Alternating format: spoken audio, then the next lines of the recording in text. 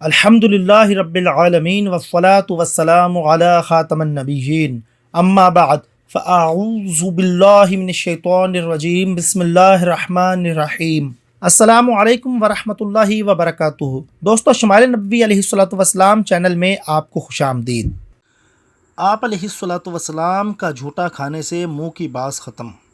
عمیر انصاریہ رضی اللہ تعالی عنہ بیان کرتی ہیں کہ میں اپنی بہنوں کے ساتھ، جو کہ 5 تھیں، آپ صلی اللہ تعالی علیہ وآلہ وسلم کی خدمت میں حاضر ہوئیں۔ آپ علیہ الصلوۃ والسلام سوکھا گوشت کھا رہے تھے۔ چنانچہ گوشت کی وہ بوٹی جسے آپ علیہ الصلوۃ والسلام نے دانتوں سے چبا کر دے دیا، میں نے اسے تبرک کے طور پر بہنوں کے درمیان تقسیم کر دیا۔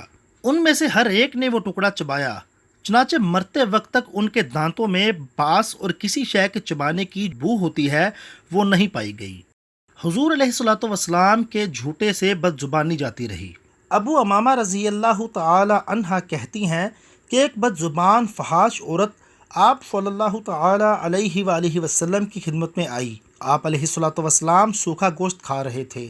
اس نے آپ علیہ الصلوۃ والسلام سے درخواست کرتے ہوئے کہا، ہمیں نہیں کھلائیے گا؟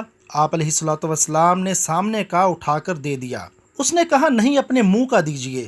آپ علیہ الصلوۃ والسلام نے منہ سے نکال کر اسے دے دیا۔ اس نے کھا لیا۔ چنانچہ اس کے بعد اس کی بد زبانی اور فحاشی جاتی رہی۔ آپ صلی اللہ تعالی علیہ وآلہ وسلم کے دندان مبارک میں کھانے وغیرہ کی سڑاند اور باس نہیں آتی تھی، اور یہ آپ علیہ الصلوۃ والسلام کا معجزہ تھا۔ جو آپ علیہ الصلوۃ والسلام کے دانتوں کا چبایا ہوا کھا لیتا، اس کے منہ میں کبھی سڑان اور بو پیدا نہیں ہوتی۔ اس طرح کوئی بد زبان گالم گلوچ کرنے والا آپ علیہ الصلوۃ والسلام کے جھوٹے کو کھا لیتا تو اس کی بد زبانی فحش گوئی جاتی رہتی۔ سبحان اللہ۔